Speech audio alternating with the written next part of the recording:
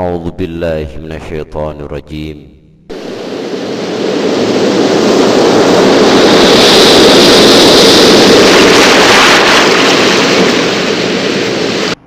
Assalamualaikum warahmatullahi wabarakatuh. Innal hamdalillah alladzi anzala hadzal islam dinan wa nizama yahdi bihi nasa siratan mustaqima wa yukhrijuhum minadh dhulumati ilan nur nuran mubina. Asyhadu an la ilaha illallah wahdahu la syarika lah wa asyhadu anna Muhammadan abduhu wa rasuluh la nabiyya ba'dah. Allahumma salli wa sallim ala Muhammad wa ala alihi wa ashabihi wa man ittaba'a amma ba'd. Qala Allah ta'ala fi kitabihil karim, a'udzu billahi minasy syaithanir rajim, wa la tahinu wa la tahzanu wa antumul a'launa in kuntum mu'minin. Sadaqallahul adzim. Ma'asyiral muslimin, para jamaah kaum muslimin muslimat rahimakumullah, kembali marilah kita senantiasa meningkatkan rasa syukur kita kehadiran Allah Subhanahu wa taala. Dengan tulus ikhlas kita menyadari bahwa pertemuan kita untuk yang kesekian kalinya di malam hari ini adalah benar-benar merupakan program yang telah dicanangkan oleh Allah Subhanahu wa taala, yang sudah barang tentu ini semua untuk kebaikan, peningkatan prestasi penghambaan diri kita kepada Allah Subhanahu wa taala. Bukan merupakan karena kebetulan, karena kita adalah orang beriman selalu yakin bahwa pertemuan demi pertemuan yang selalu kita laksanakan adalah merupakan takdir yang telah dicanangkan oleh Allah.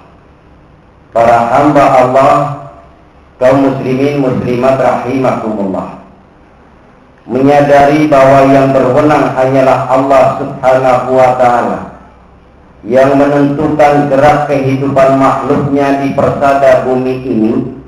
Maka manakala kita mendapatkan satu momen yang sangat berharga, adalah bagi orang yang beriman tidak layak kemudian kita menyia-nyiakan. Justru malah kita akan selalu menjadikan setiap kita memperoleh satu momen terpenting, kita akan selalu mengatakan pada diri kita, inilah momen terakhir. Inilah momen terakhir yang mungkin besok lusa kita tidak akan pernah bisa bertemu seperti sekarang. Sholat kita mungkin juga termasuk sholat terakhir. Ceramah saya mungkin di hadapan para kaum muslimin adalah mungkin merupakan ceramah terakhir. Bapak dan ibu bisa duduk nikmat sekarang ini adalah mungkin juga termasuk duduk terakhir. Sungguh sangat naif peluang yang amat sangat berharga ini. Kalau tidak kita manfaatkan sebaik-baiknya, kita akan menyesal. Sebab Allah memberi nasihat kepada kita. A'udzu billahi minasy syaithanir rajim. Wa anfiqu mimma razaqnakum min qabli an ya'tiya ahadakumul maut fayaqula rabbi laula akhartani ila ajalin qarib fasaddaqakum minas salihin. Para jamaah ibu dan bapak rahimakumullah, ayat ini begitu agung dan hikmat. Allah dengan begitu lembut tetapi sungguh sangat tegas menyentuh relung hati kita yang paling dalam. Allah menyatakan, infakkan segala apa yang telah Allah karuniakan kepada kamu. Jangan menunggu saat datangnya mati. Karena kalau itu sampai terjadi, kamu akan menyesal dan berkata kepada Allah, fayaqula rabbi, duh Tuhanku, laula akhartani ila ajalin qarib, seandainya kau tunda kematianku ini barang sedetik ya Allah, sungguh aku akan menjadikan peluang yang berharga ini untuk menjadikan diri saya orang yang paling soleh. Fa'asodako, dan saya akan mensodakokan segala apa yang engkau berikan kepada kami ya Allah. Wa aku minas salihin, dan aku akan menjadi orang yang paling saleh.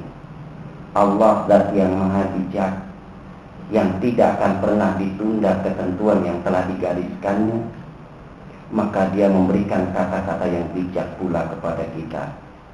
Dia mengatakan, la yu'akhirallahu nafsan idza jaa ajaluha.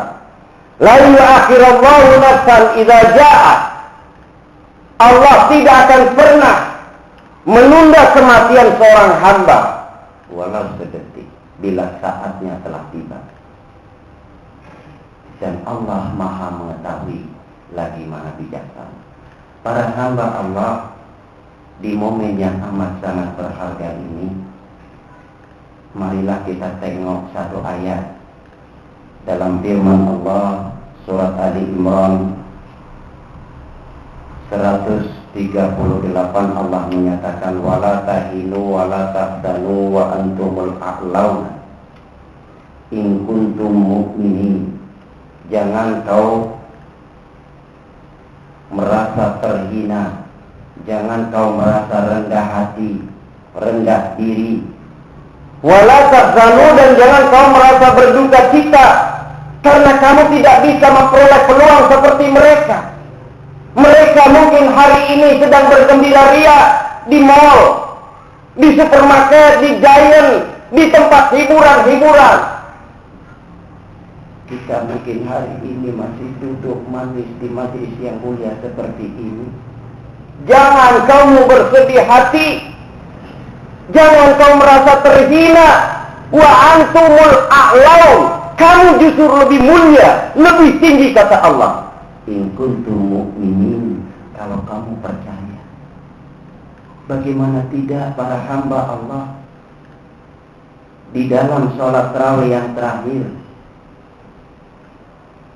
2 rakaat yang terakhir saya membacakan ayat.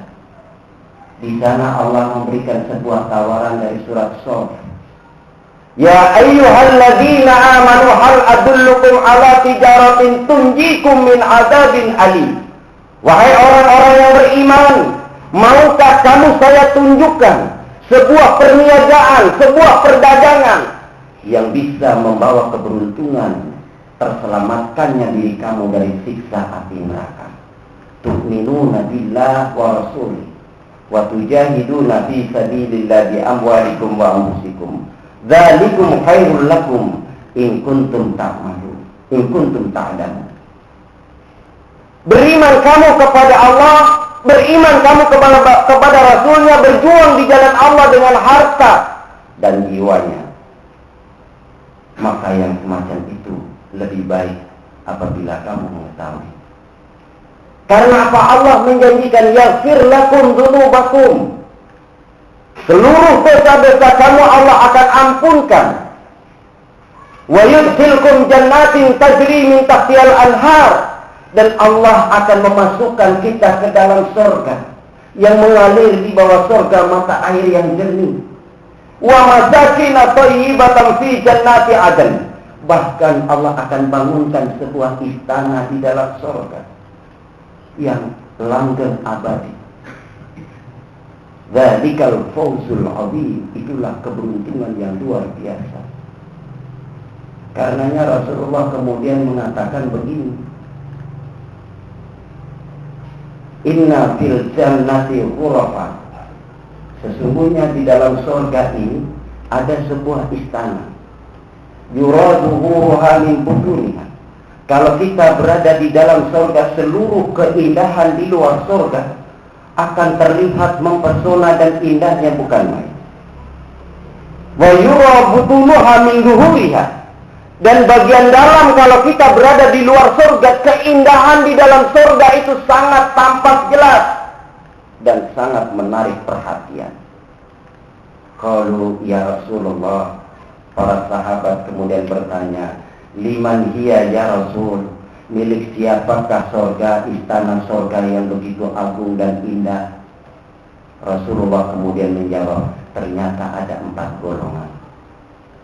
Yang pertama, liman adama siyam, adalah istana dalam surga itu Allah peruntukkan untuk orang yang bisa melestarikan makna puasa. Bapak dan Ibu, puasa kita ini bukan hanya di bulan Ramadan.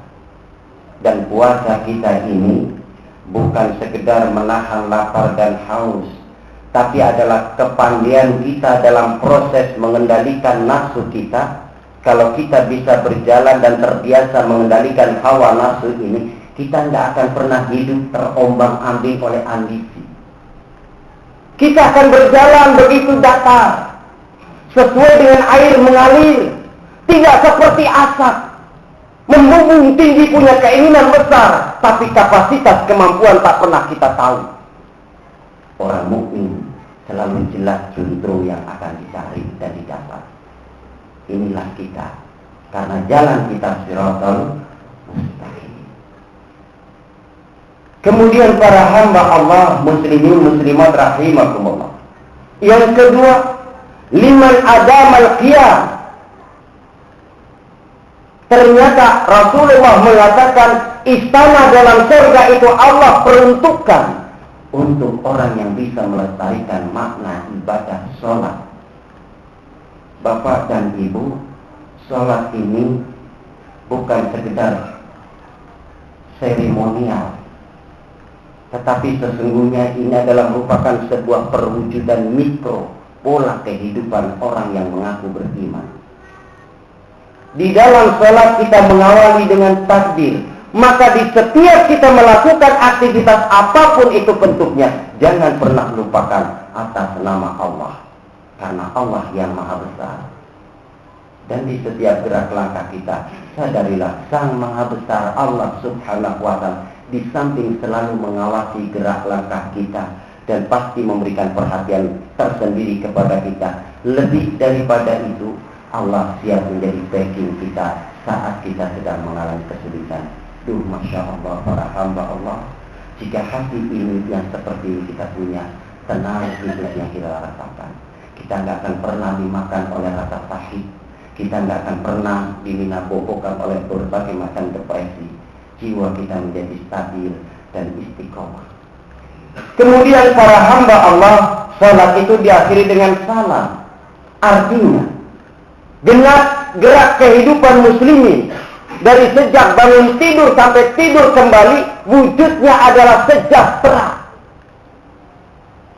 Sampai Allah menyatakan, kamu saya lahirkan dalam keadaan fitrah, dan kelak aku akan bisa menerima kamu dengan sepenuh ridhoku apabila kau tetap kembali kepadaku dalam keadaan fitrah. Tanggung jawab kita sekarang menjaga ini diri tetap fitrah. Kalau kita berjalan sesuai dengan fitrah, kita insya Allah akan menjadi sehat, rohani dan jasmani. Kemudian para hamba Allah, surga itu, istana di dalam surga diperuntukkan untuk golongan yang ketiga, untuk orang yang silul arham, orang yang selalu menjalin hubungan silaturahim. Allahu Akbar. Hari ini silaturahim tercabik-cabik. Banyak orang menjalin silaturahim, tetapi adalah punya kepentingan khusus, bukan karena kepentingan lillahi kalimatillah, bukan karena taat kepada Allah. Tarling yang disebut terawih keliling, atau darling yang disebut tadarus keliling, yang banyak dilakukan oleh para pejabat. Wallahu alam, saya tidak tahu apakah itu merupakan tujuan ikhlas karena Allah atau karena ingin tujuan-tujuan tertentu. Kalau tujuan itu dilakukan karena bukan Allah, saya yakin itu semua akan menjadi malapetaka bagi sang pelaku. Na'udzubillah. Tetapi kalau kita melakukan itu semua karena Allah, insya Allah itu akan menjadi tali pengikat ukhuwah lebih dekat lagi antara Umar dengan umat. Kemudian para hamba Allah yang terakhir, surga itu diperuntukkan oleh Allah buat orang yang mutimul jian, untuk orang yang memberikan sebagian rezekinya untuk orang-orang yang lapar. Bulan Ramadan adalah bulan kebersamaan, bulan tenggang rasa, bulan kita menciptakan kepekaan sosial, bulan mengkikis sikap individualistik, bulan mengkikis habis sikap kapitalistik, dan bulan mengkikis habis sifat materialistik. Sifat kita adalah kembali kepada fitrah, adalah punya kepekaan sosial.